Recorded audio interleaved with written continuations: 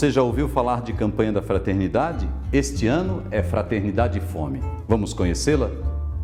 Para facilmente compreender a campanha da fraternidade, nós temos 3 pontos: um ver, um iluminar e um agir para transformar a realidade.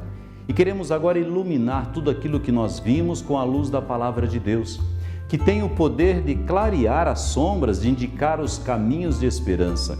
Sim, eu conheço o seu sofrimento, diz Deus lá no Êxodo, no capítulo 3, versículo 7, em que Ele revela que Ele está vendo o sofrimento do povo e que Ele age para libertar este povo.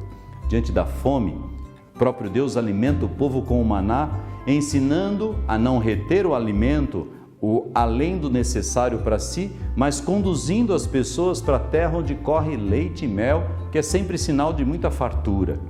A rejeição à escravidão, à partilha, à hospitalidade, no Gênesis 18, se tornam sempre sinais da aliança. Os profetas e também os textos sapienciais denunciaram a falta de cuidado com os necessitados e a indiferença diante da fome.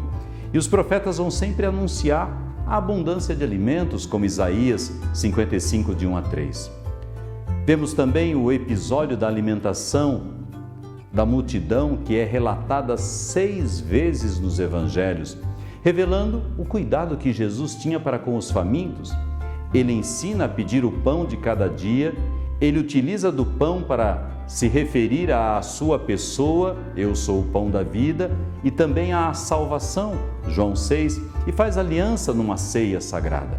A fração do pão nas comunidades não era apenas ritual, mas gerava comunhão material, Atos capítulo 2, como revelam também os relatos eucarísticos, 1 Coríntios 11. Ou seja, há um caminho orientado todo para essa questão do pão. E Mateus, que escreveu o seu evangelho nos anos 80, para uma comunidade que acolhia judeus e não judeus, ele, o evangelista, mostra Jesus como aquele que interpreta a lei de Moisés com autoridade. A misericórdia e a solidariedade são valores que Jesus ensina nos 2 relatos sobre a alimentação da multidão, vítima da pobreza, da fome na Palestina da época, explorada pelo Império Romano. E o centro da narrativa de Mateus 14, de 13 a 21, não está no milagre, mas está justamente naquela ordem de Jesus: dai-lhes vós mesmos de comer. É o chamado à responsabilidade diante do irmão, superando a indiferença já revelada por Caim ao responder ao Senhor: acaso sou eu o guarda do meu irmão? Gênesis 4:9.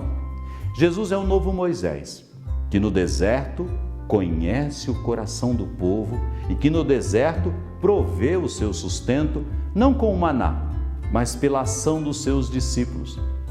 E o deserto da Quaresma exige de nós sempre uma revisão de vida, mas revisão pessoal, relacional.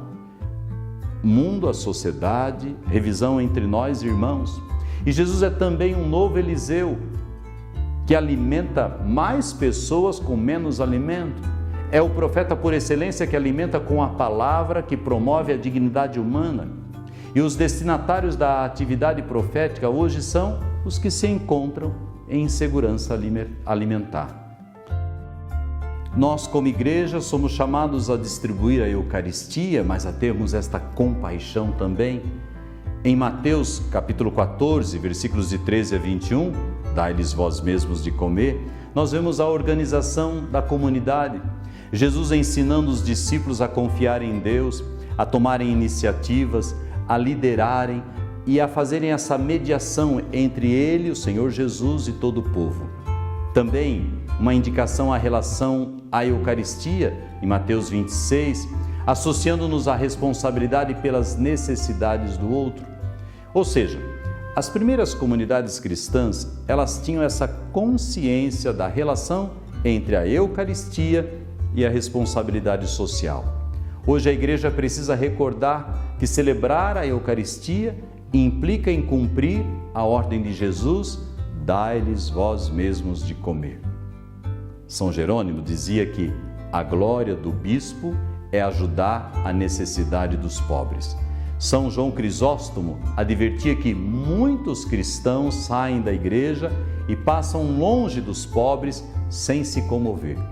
E também, queres honrar o corpo de Cristo? Então, não desprezes dos pobres que não têm o que vestir. Tudo isso para dizer que a Eucaristia clama por uma nova ordem econômica e para a globalização da solidariedade, pois reforça o destino universal dos bens.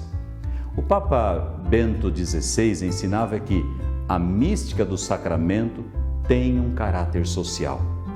Já o Papa Francisco adverte que é nocivo e ideológico o erro das pessoas que suspeitam do compromisso social, considerando superficial, mundano, comunista, populista.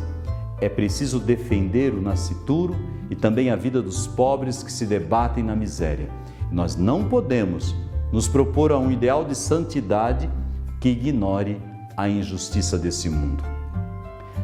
A efetiva comunhão na Eucaristia exige a compaixão. Não podemos comer o pão do céu se não dermos o pão aos famintos. E a Sagrada Escritura e a tradição nos convidam a contemplar o mistério. Entre a multidão faminta e a sobra depois de todos comerem, nós vemos a presença e a ação de Jesus, que orienta os discípulos e a nós hoje no combate à fome.